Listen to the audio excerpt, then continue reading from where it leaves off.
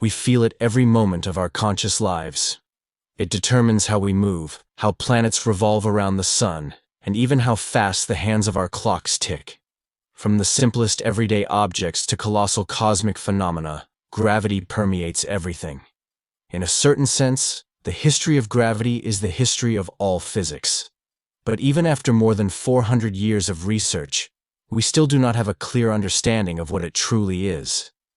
So in this video, I tried to describe as simply as possible how humanity arrived at the modern understanding of gravity, and why this phenomenon, which we have learned to measure with such precision, still conceals its true nature. Get comfortable. My name is Josh, and this is the Universe Channel. No, this story does not begin with an apple. The idea that raindrops and many other things naturally fall to the earth was pondered by ancient Greek and Indian philosophers. However, classical Greek philosophers did not believe that celestial bodies experienced a similar effect. As far as they could see, these bodies did not move toward the earth but rather continuously repeated their trajectories in the sky. Therefore, Aristotle believed that celestial objects had their own special natural motion, unaffected by external forces. On the other hand, objects on Earth naturally tended to be drawn toward the center of our planet, which at that time was considered the center of the entire universe. Also, for centuries, the prevailing thought was that a body moving at a constant speed must necessarily experience the influence of some force. Otherwise, it should stop. Importantly, this additional force that the body experiences must necessarily be applied through contact rather than through some invisible interaction at a distance. This way of thinking dominated ancient times and actually hindered the understanding of the true principles of motion and the idea of gravitational attraction. This stagnation lasted until the 19th and early 20th centuries, when Johannes Kepler, inspired by the heliocentric ideas of Copernicus, first described the orbits of planets using simple geometric and arithmetic relationships. It turned out that planets revolve around the Sun in elliptical orbits, and that their orbital periods depend on their distance from our star. The importance of Kepler's work is hard to overestimate, as it was the first time that the movement of celestial bodies in the solar system was mathematically demonstrated. But to understand why they move this way, the genius of Newton was required, who, incidentally, was inspired by Kepler's works. Was an apple really the trigger that gave us practically all of classical mechanics? It's hard to say. Science is full of similar legends, where the author of a theory arrives at their groundbreaking idea through some special insight.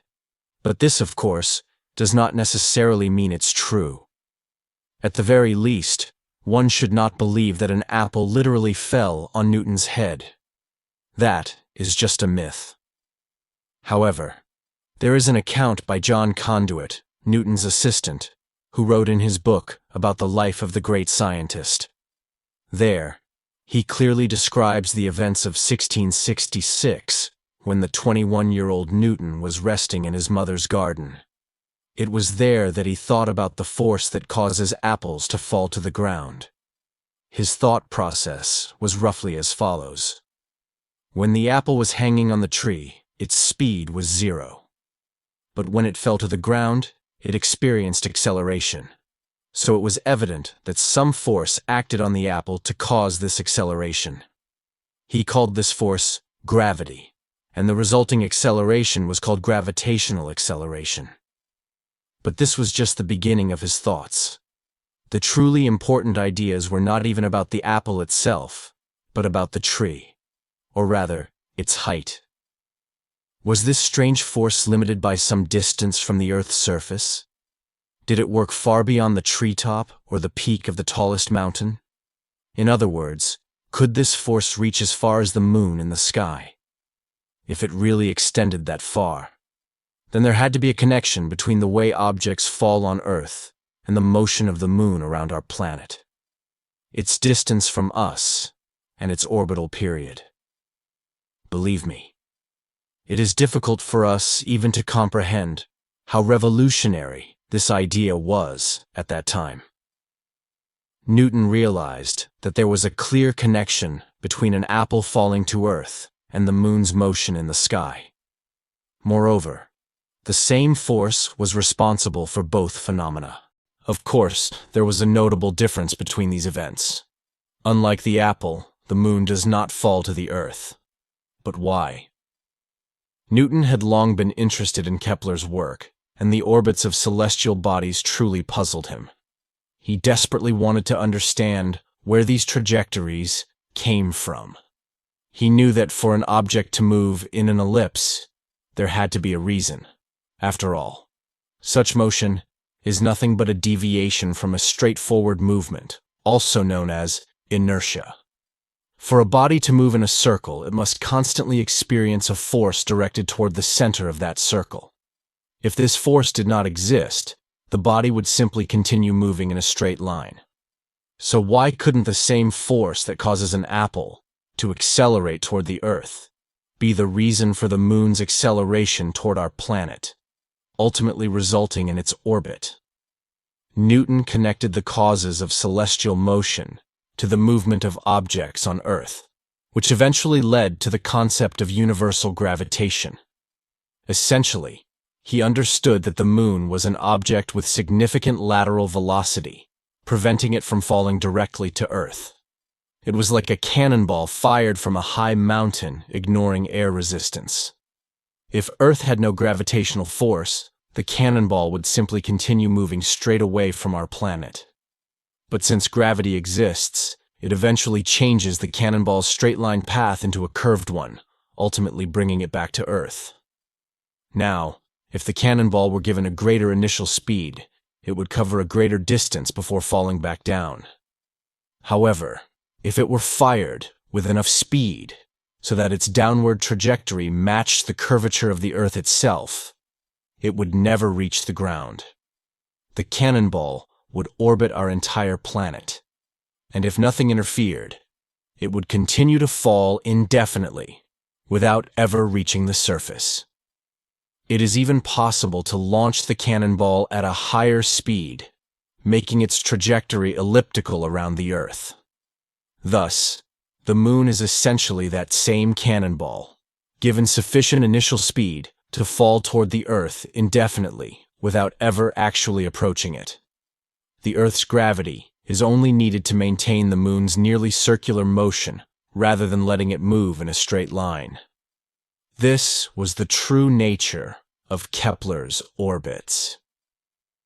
From that moment, celestial bodies no longer moved due to some special nature of their own. Objects unaffected by forces continue moving indefinitely until some force acts upon them, rather than the other way around, as was previously believed in antiquity. This force is gravity. That is, a distant satellite experienced much weaker acceleration due to Earth's gravity than objects near the planet's surface. The difference was 3,600 times. Newton then simply realized that the key lay in the distance of objects from the Earth's center. The moon, in its orbit, is approximately 10 times farther from the Earth's center than an apple on its surface. And the gravitational force it experiences is 3,600 times weaker. That is exactly 60 squared. In other words, acceleration due to Earth's gravity is inversely proportional to the square of the distance from the Earth's center. That is, if you are twice as far from the planet's core, the gravitational pull decreases fourfold. Conversely, if the distance to the center is halved, gravity accelerates you 4 times more. In other words, gravity follows the inverse square law. As it later turned out, other fundamental forces also follow this mathematical principle. I think you've seen the meme about Coulomb's law on the internet. By the way, it's interesting that at the altitude where the International Space Station orbits, Earth's gravity is still significant, about 90% of what your body experiences on the surface. So, don't be misled. Astronauts float in weightlessness, not because Earth's gravity no longer acts there. On the contrary, it is still very significant. The ISS and everyone inside it are essentially in a state of free fall. They fall to Earth, just like the cannonball or the moon. Only their high lateral velocity allows them to circle our planet without approaching the surface. But this doesn't change the essence. They are all just falling. By the way, now look at our planet and think about what it does in the solar system. Yes, it is also falling toward our sun and has been doing so for the last 4.5 billion years. Having received an initial impulse during formation in the gas-dust disk, Earth continues its fall toward the sun, just like the other planets of the system. But again, their speeds are too high for them to ultimately fall in. Thus, distance plays an important role in gravity, but it is not the only variable affecting its strength. Newton understood that gravity must depend on the mass of objects. By the way, he was the first to formally define the concept of mass in his famous work, Mathematical Principles of Natural Philosophy. Before Newton, people simply referred to weight. Newton recorded it as the quantity of matter, depending on density and volume. Simply put, mass is just the amount of substance in an object. Looking ahead, the general theory of relativity explains the concept of mass slightly differently, which can change in certain situations, such as due to acceleration or even heating. And in general, the concept of mass is not yet fully understood and has several interpretations, just like gravity. In any case, Newton realized that gravity depends on mass, but the force with which Earth accelerates an apple does not work in only one direction. After all, the apple must also accelerate Earth toward itself. Thus, Newtonian gravity is a force that is directly proportional to the mass of the Earth, directly proportional to the mass of the object falling to it, and inversely proportional to the square of the distance separating the centers of these objects, Earth and the apple. Importantly, the expression described by Newton did not yet include an equal sign. Instead, there was a symbol denoting proportionality. It was not yet an equation in the classical sense. To make it so, an additional factor was needed. A coefficient that would determine how strongly two masses attract each other. This was necessary for gravity to work not only for Earth. After all, Newton realized that he had discovered a fundamental force inherent to all objects with mass. There had to be some absolute value of gravity as a fundamental force operating at all scales, not just for planets. This coefficient became the so-called gravitational constant, denoted by the capital letter G, not to be confused with the lowercase g. It characterizes the gravitational attraction between two spheres, with a mass of 1 kilogram each, placed 1 meter apart. Unfortunately, Newton himself did not know its value, which is actually quite difficult to measure. In fact, only 10 years after Newton's death, Henry Cavendish first measured the gravitational constant experimentally, determining it to be approximately 6.674 times 10 to the negative 11th meters cubed per kilogram per second squared, a very small number. This only shows how weak gravity really is. It is noticeable only for bodies with large masses, and the fact that we observe and experience it daily is simply due to the enormous mass of the celestial body we live on. In any case, once the value of G was obtained, Newton's law of universal gravitation finally worked universally. And this is Newton's greatest achievement. Yes, perhaps the most important aspect of this genius scientist's work was not even that he described gravity as such. His greatest discovery was that gravity is a universal force. It acts on all objects with mass, meaning all matter attracts each other through gravity. Every smallest particle of matter gravitationally attracts every other particle with a force directly proportional to the product of their masses, and inversely proportional to the square of the distance between them. Newton even showed that Kepler's laws of planetary motion are a natural consequence of his inverse square law. That is, the motion of planets around the Sun can be explained by this universal law. Moreover, the universal law of gravitation, formulated in Principia, essentially became the first great work in unifying physical forces, as it combined planetary mechanics with everyday physics. Many different phenomena, both on Earth and in space, occur because massive objects experience mutual gravitational attraction, which works perfectly according to the principle described in the famous formula. Thus, although the nature of gravity remains a mystery, Newton made it comprehensible and predictable, and to this day, the law of universal gravitation is used to solve most engineering problems, including space missions. It is also worth mentioning the success of Newtonian gravity in describing celestial phenomena, particularly by Edmund Halley. Using the principles of the law of gravity, he was able to explain that similar celestial objects appearing every 76 years were actually a single comet.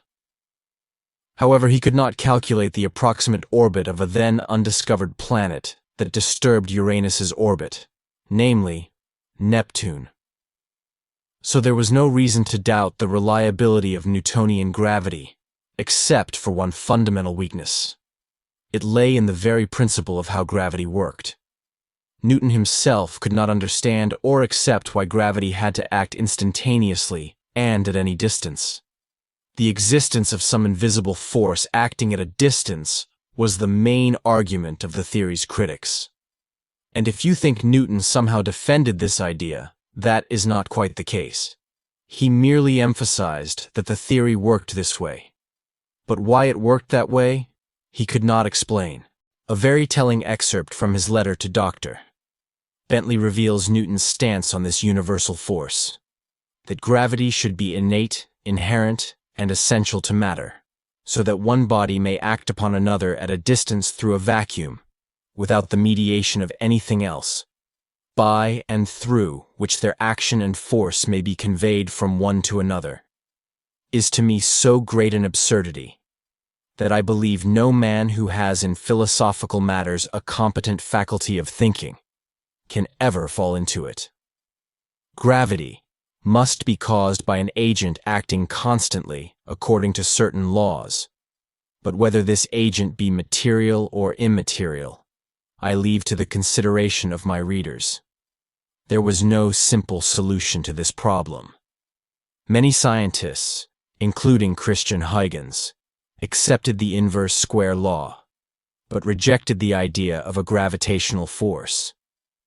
They sought other mechanisms to explain the inverse square law, but none could satisfactorily explain the observed world. They accepted the inverse square law but rejected the idea of gravitational force.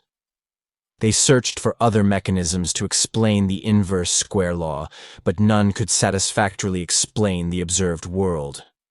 Finally, at the end of the 19th century, the first proof emerged that Newtonian gravity does not always work as expected. In 1859, mathematician Urbain Le Verrier discovered that Mercury's orbit deviated from calculations, and this discrepancy could not be explained by Newton's laws. Attempts were made to explain the additional precession of the planet's orbit in various ways. In particular, ideas were proposed about the existence of an undiscovered planet, which was named Vulcan. However, after long searches and unsuccessful attempts to explain the discrepancy, many scientists ultimately took a different path, trying to create a new theory of gravity. It so happened that around the time Newtonian gravity received its first, and essentially only serious challenge in the form of Mercury's orbit, another intriguing physical theory became extremely successful.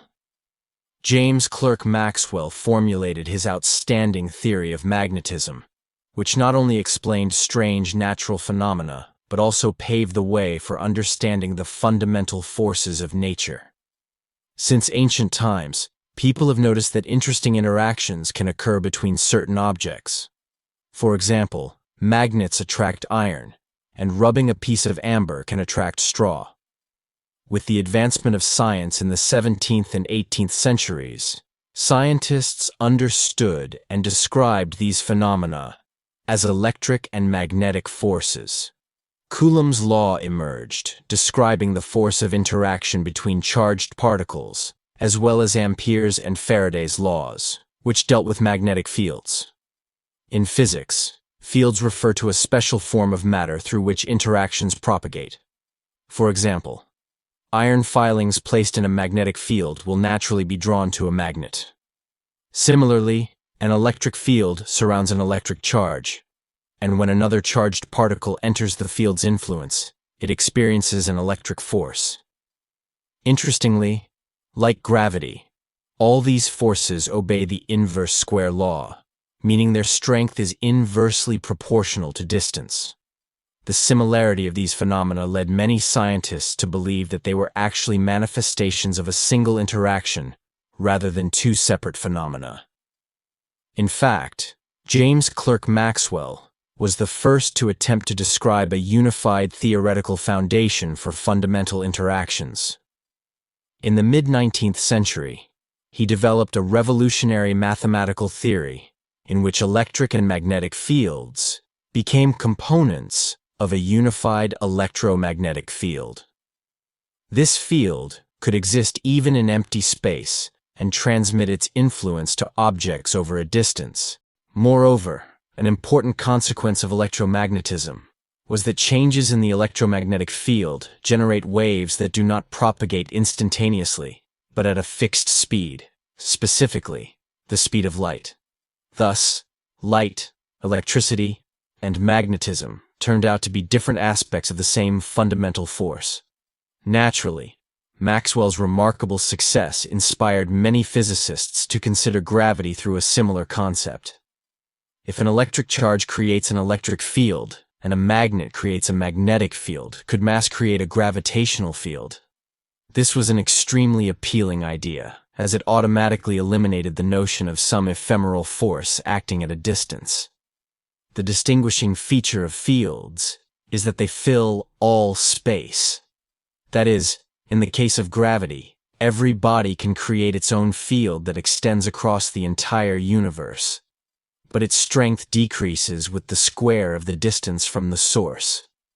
For example, Earth's gravitational field extends everywhere, but only nearby objects feel its effect. This simultaneously solves the problem of an instantaneous force acting at a distance. Since changes in the electromagnetic field propagate at the speed of electromagnetic waves, changes in the gravitational field should propagate similarly. In other words, gravity should not work instantaneously, but with a limited speed, the speed of light. Thus, it is no surprise that most gravitational theories after Newton were based on field theory, attempting to unify this phenomenon with electromagnetism. However, this was a daunting task, to say the least, as the gravitational field seemed to have very peculiar properties. First, the force of gravity was extraordinarily weak compared to other forces. Second, and perhaps most surprisingly, gravity appeared to be independent of any properties of an object other than its mass. Galileo Galilei had already noticed that different objects accelerate equally when dropped from the Leaning Tower of Pisa. This, by the way, might also be a myth. Galileo may have simply observed how different objects roll down an inclined plane at the same rate. The key idea he discovered was that acceleration caused by Earth's gravity does not depend on the material of the object. Newton himself conducted pendulum experiments to confirm this idea, and many other experimenters demonstrated it with varying degrees of precision. Gravitational force seemed to be unaffected by temperature, electromagnetic fields, and many other factors besides mass. The culmination of this understanding was the famous experiment with a feather and a hammer, conducted by astronaut David Scott on the surface of the Moon. Both objects accelerated equally in the absence of air resistance. In physics, this is known as the weak equivalence principle. It follows from this that all forms of matter, completely independent of their internal material composition, respond to the gravitational field in exactly the same way. This means that all forms of non-gravitational energy must interact equally with the gravitational field. Different materials, of course, contain varying proportions of electric, magnetic, and nuclear forces, but they all accelerate at the same rate under the influence of gravity. Whatever this phenomenon may be, it is an extremely universal and exceptional phenomenon. At the beginning of the 20th century, the search for the correct model of the gravitational field was based on the principles of the new and extraordinarily successful theory of the time, special relativity. In 1905, it was proposed by a young technical expert at the Berlin Patent Office, and his theory had a stunning success. Albert Einstein introduced a new understanding of space, time, energy, and motion. He managed to finally bury the then popular idea of the universal ether through which planets and radiation were thought to move. Special relativity changed the concept of absolute time, giving it properties that depended on the observer. It postulated that the speed of light is always the same for everyone, regardless of whether it is emitted by a moving body or one at rest. Likewise, the laws of physics operate the same for everyone, regardless of their frame of reference. Finally, space and time were combined into a single four-dimensional structure, leading to the realization that they are interdependent and change with the movement of the observer. Indeed, the theory had impressive success, but what it lacked was gravity.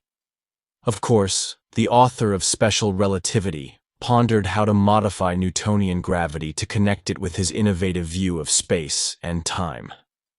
As Einstein himself recalled, in 1907 he realized that within special relativity, one could talk about any laws of nature except gravity.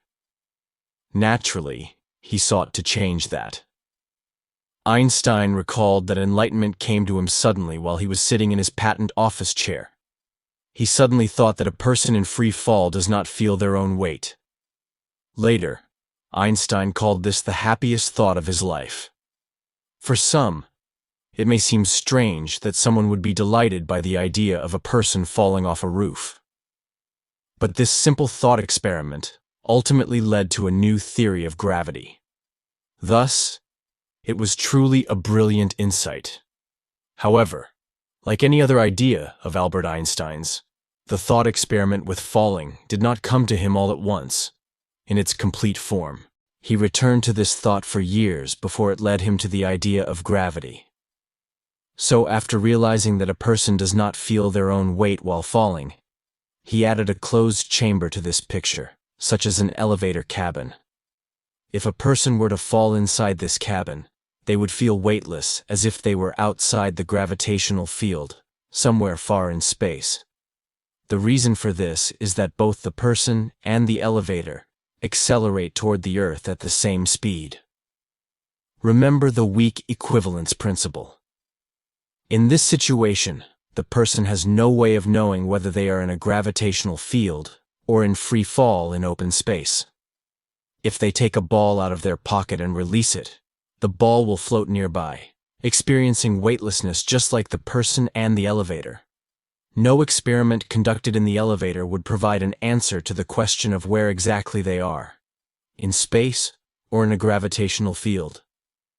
By the way, once again, you can recall the ISS and the astronauts inside it.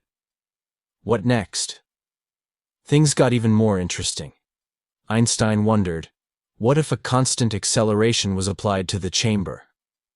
For example, what if we simply attached a rocket engine to the elevator cabin and assumed it pushed it with a constant acceleration of 9.81 meters per second squared? The person would no longer be in weightlessness, but would instead feel a force pressing them against one of the cabin walls.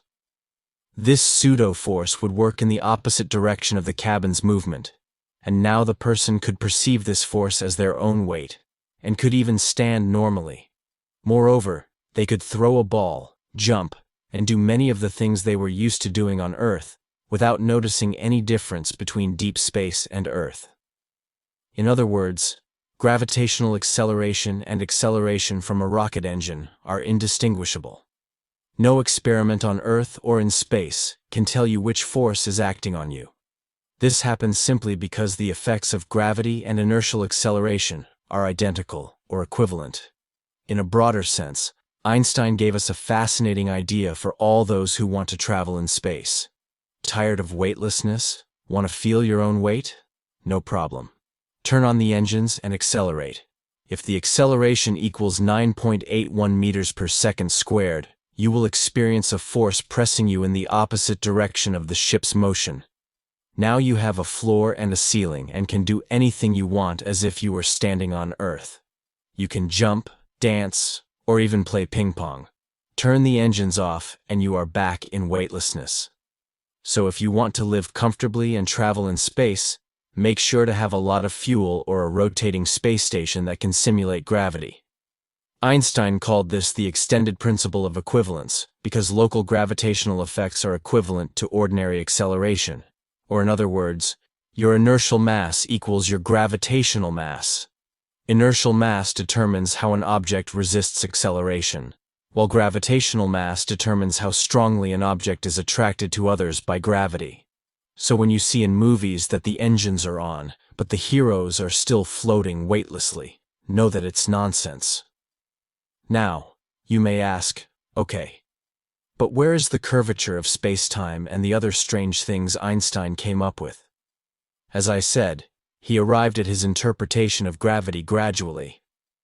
In fact, he spent 4 years thinking about this after his thought experiment.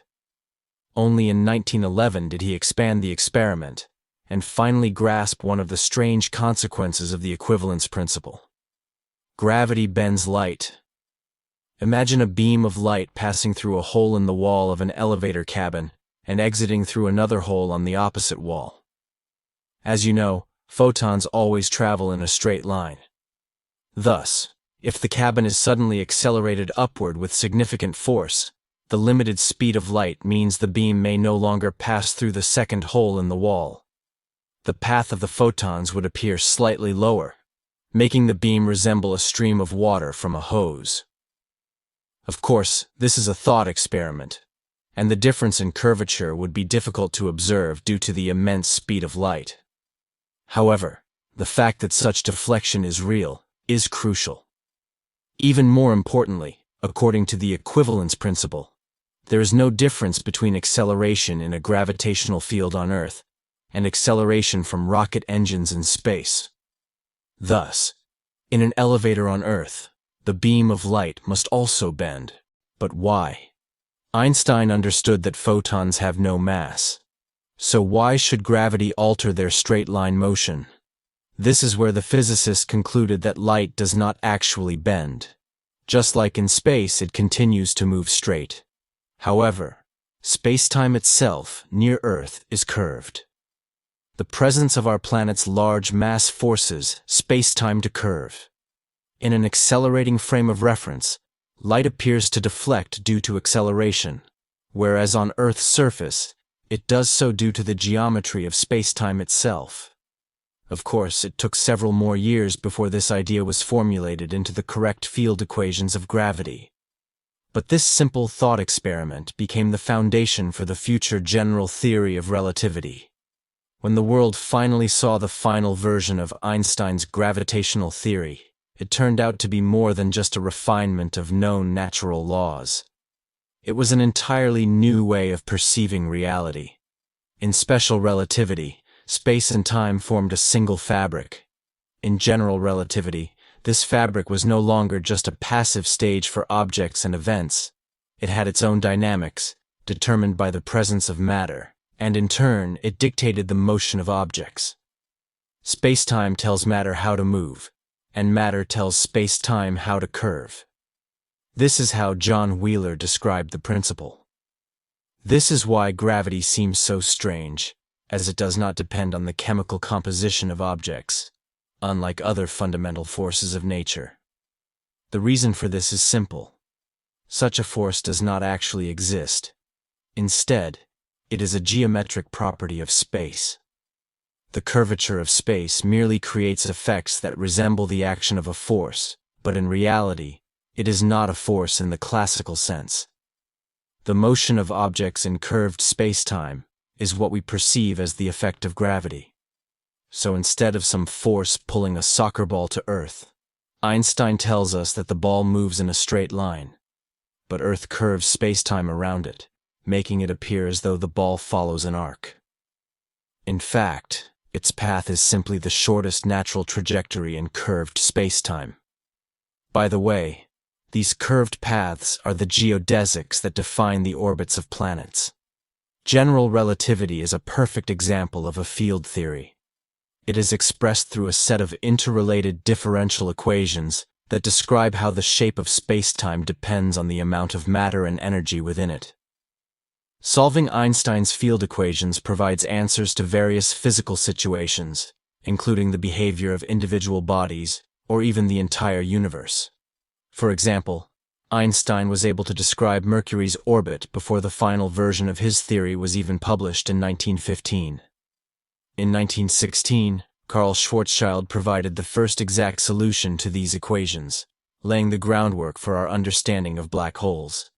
He found a mathematical solution to the equations of the theory of relativity that corresponded to the gravitational field of massive compact objects. Later, this turned out to be one of the most important works in astronomy, as it describes objects such as neutron stars and black holes. The first significant confirmation of Einstein's theory came in 1929 when, during a solar eclipse, Arthur Eddington discovered that stars near the Sun's disk slightly changed their usual positions.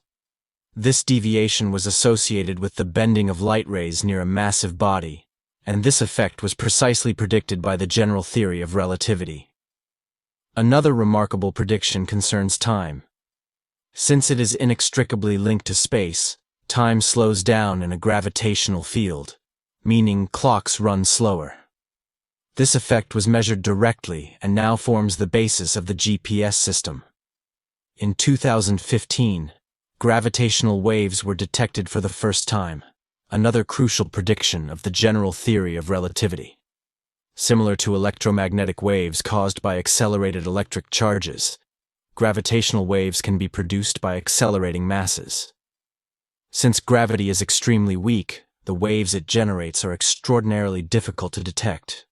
Only large-scale cosmic events, such as the collisions of black holes and neutron stars, have made them visible to us.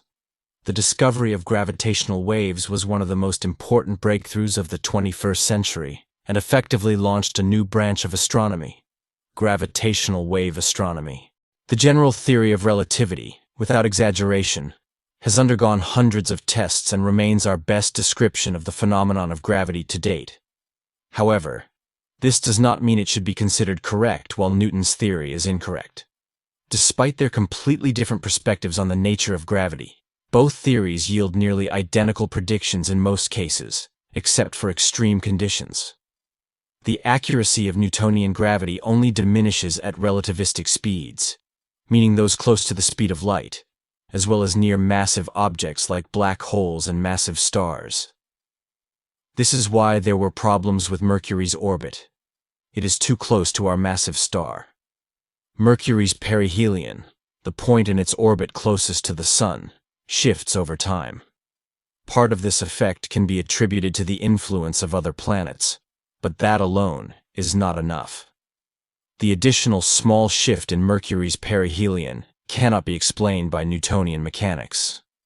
It turns out that the effects of spacetime curvature near the Sun influence the orbit of the closest planet. The spacetime around the Sun is not flat, it is compressed and curved. Additionally, we must remember that time slows down near our star, causing clocks on Mercury to tick slightly slower. So, moving on a smooth, flat surface under the influence of a force pulling you toward the center, is not the same as moving on a curved surface, where the curvature becomes extreme closer to the center of mass. Classical mechanics cannot explain these effects, and over time, discrepancies accumulate between predictions and observations. In principle, the general theory of relativity should be used for all planets, not just Mercury. However, since the other planets are farther from the Sun and move more slowly, the correction is significantly smaller and insignificant. But imagine how problematic it would be to describe the orbits of objects like neutron stars using Newtonian gravity. For example, the binary pulsar system discovered in 2012 exhibits orbital precession that is 100,000 times more pronounced than that of Mercury. Besides the effects of curved space-time and time dilation, both neutron stars emit gravitational waves. These waves carry energy and angular momentum, causing the orbits of both bodies to gradually change, bringing the stars closer together. Newtonian mechanics lacks such a mechanism, making it impossible to explain this behavior. The general theory of relativity is necessary to ensure that calculations match observations. However, without a doubt, there are also drawbacks to the general theory of relativity. First and foremost, it is highly complex. Newtonian theory is mathematically much simpler, meaning that in most cases, one does not need to deal with Einstein's field equations. Classical mechanics equations suffice. That is why we all learned them in school, and they are widely applied in engineering problems. Indeed, space agencies primarily use Newtonian gravity to calculate necessary trajectories. For example, reaching the moon requires only Newtonian mechanics. The precision needed to turn a spacecraft's engines on or off is not high enough to require corrections from the general theory of relativity. The same applies to other planets. A mission can be sent to Mars using Newtonian gravity, since any errors accumulate gradually and become noticeable only over long periods, which are difficult to compare to the duration of the mission itself. However, for a mission to Mercury, it is almost impossible to do without corrections from the general theory of relativity. Likewise, probes such as the Parker Solar Probe, which literally dives into the Sun's corona, likely could not operate without accounting for relativistic effects. Thus, relativistic corrections are necessary when extreme precision is required, particularly for missions near the Sun. For other applications within the solar system, Newtonian gravity calculations are sufficient. Consequently, neither theory can be considered entirely right or wrong. A theory is valid as long as it works and makes accurate predictions. The precision of the general theory of relativity does not necessarily mean that the geometric interpretation of gravity is absolutely correct. Furthermore, we actually know it is not entirely correct because, on the atomic and subatomic scale, gravity is described by another crucial theory of reality, quantum field theory. At the microscopic level, gravity is one of the fundamental forces alongside electromagnetism, the strong nuclear force, and the weak nuclear force. It has no connection to the geometry of spacetime and is instead described by quantum field theory, functioning through the exchange of quantum particles. Just like the other fundamental interactions, so-called gravitons remain purely hypothetical, as does the holy grail of physics, the quantum theory of gravity. It does not yet exist, and until it does, we are left with two theories: the general theory of relativity and quantum mechanics. Gravity remains a fundamental mystery. Why is it so weak compared to other forces of nature? Why does it only attract and not repel? What is its true nature?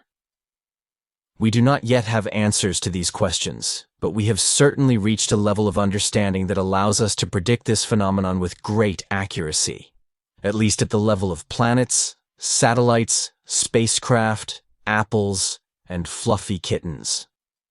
In one of the next episodes, we will discuss how scientists are trying to understand the fundamental nature of gravity by linking it to the universe on a microscopic scale. Very soon. I hope this story has helped you gain at least a small understanding of how we currently perceive gravity. In my opinion, the best way to grasp its essence is by learning about the greatest minds in history and how they developed their theories.